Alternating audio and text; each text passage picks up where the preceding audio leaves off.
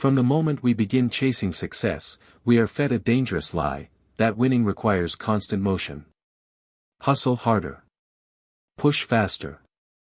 Fight louder. Compete everywhere. Society praises exhaustion as proof of ambition, and burnout as a badge of honor. But history quietly disagrees. The most enduring thinkers never equated motion with progress. They believed something far more unsettling, that relentless action often leads to collapse, not victory. Long before modern economies, stock markets, and startups existed, ancient minds observed a pattern repeating across generations: those who rushed toward power lost it, while those who waited seemed to inherit it effortlessly. This wasn't luck. It was design.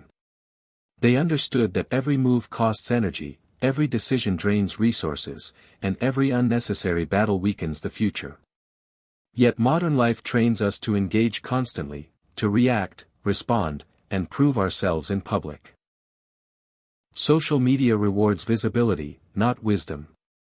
Work culture rewards availability, not efficiency. But ancient philosophy warned against this trap. It taught that survival belongs not to the strongest, but to the most restrained. Those who acted less, but with precision. Those who spoke less, but observed more. Those who appeared ordinary, while quietly preparing extraordinary outcomes. This paragraph sets the foundation for a forgotten truth, that real power grows in silence, not noise. And if wealth is a form of power, then perhaps the path to it has been misunderstood all along. Ancient thinkers believed that constant struggle is the fastest route to depletion. Every civilization they studied collapsed not from lack of strength, but from exhaustion. Resources drained faster than they were replenished. Leaders fought wars they could not sustain. Individuals chased victories that cost more than they returned. The lesson was clear: not all wins are profitable. In modern life, this mistake is everywhere. People accept jobs that pay more but consume their health. Entrepreneurs scale businesses that grow revenue but destroy margins. Investors chase trends without understanding risk. The ancient mind saw struggle as a cost center. Each conflict, whether physical, emotional, or financial, extracts payment. Time. Focus. Stability. When these are spent recklessly, poverty follows even if income rises. They taught that the goal was never to fight more, but to fight only when the outcome was guaranteed. Everything else was waste. This perspective reframes success entirely. Instead of asking, "How can I win more?" the ancient question was, which battles should never be fought at all? Because avoiding unnecessary loss creates invisible wealth. The wealth of preserved energy. The wealth of sustained clarity. The wealth of longevity. Those who survived longest didn't appear heroic. They appeared cautious. And caution, when misunderstood, looks like weakness, until everyone else is gone. One of the most radical ideas ancient thinkers proposed was that the strongest position is often unseen. Visibility attracts competition. Noise invites resistance. Display creates challenge. Those who announce their ambitions force the world to respond. But those who remain quiet shape outcomes without opposition. This is invisible power. It is the advantage no one prepares to fight because no one sees it forming. Ancient philosophy repeatedly emphasized concealment. Not as deception, but as protection. A seed grows underground before breaking the surface. A foundation is buried before a structure rises. Likewise, wealth built quietly is rarely threatened. In modern terms, invisible power looks like skills developed before demand exists. Savings accumulated before crisis arrives. Knowledge gained before opportunity appears. When the moment comes, action looks effortless, even lucky. But it is neither. It is delayed gratification weaponized. This concept challenges the modern obsession with exposure. Ancient thinkers believed exposure weakens leverage. When everyone knows your plan, they prepare against it. When no one knows, resistance arrives too late.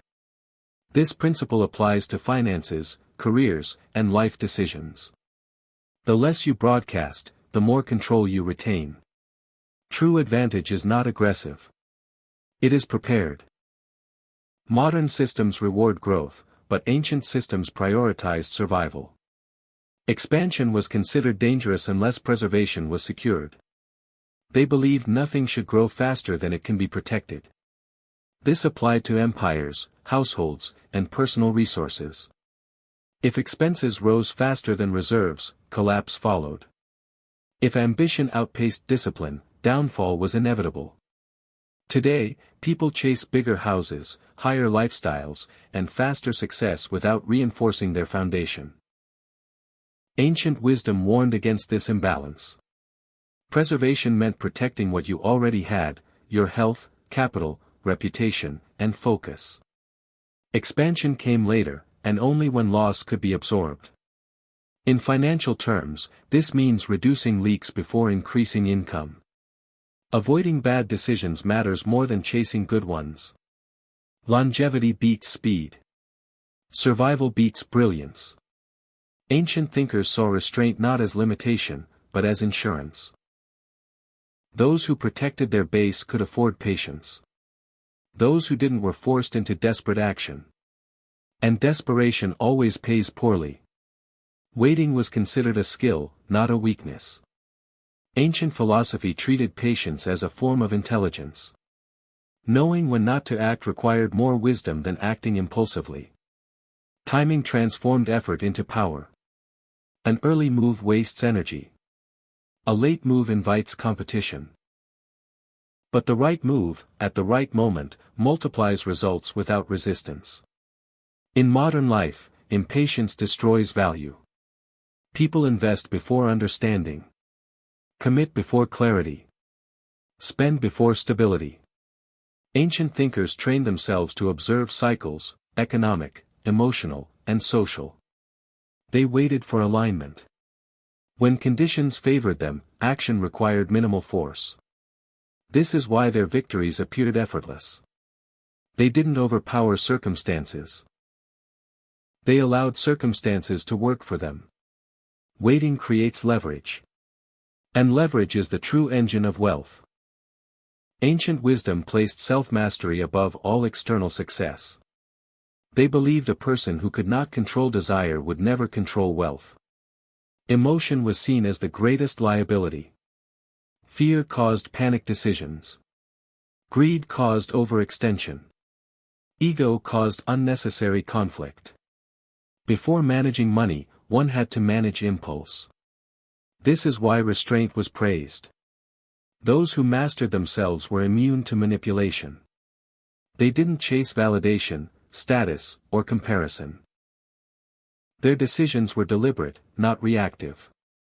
Modern society trains the opposite. It encourages consumption driven by emotion. Ancient thinkers warned that emotional spending is a slow theft from the future.